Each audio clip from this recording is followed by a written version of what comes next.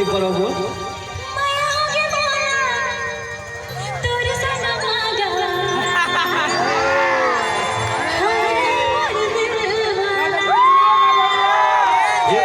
से माया नहीं करो ना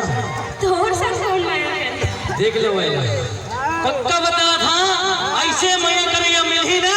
जाकर बाल नहीं रही देख ले बे चांद अगर चांदनी से माया करी तो सितारा बन के काम करी। अच्छा चांद अगर चांदनी ने माया करी तो वो सितारा बन के काम करी।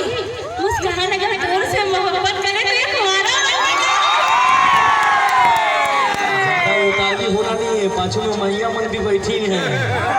सोच लपा जहाँ देखा था डोंगो के डरे की बात नहीं है अंधियार में कहाँ पता चला कि कौन कौन करा बैठे कैसे जी लगे कि उन्हें कौन घर के कहीं के सही कहा था ना लगे कि नहीं वो थप्पा लगे है ना लगे ना एक बार जोरदार ताली हो पहला। अरे वो तो हंसी मजाक चलत रहती ऐसे संगवारी हो आज आए हम सवेरे चले जाओ पता नहीं फिर कब मुलाकात होई कैसे जी रात गई बात गई तो गलत बात है का मैं यहाँ जाऊँ तो आकर मोला भुला जा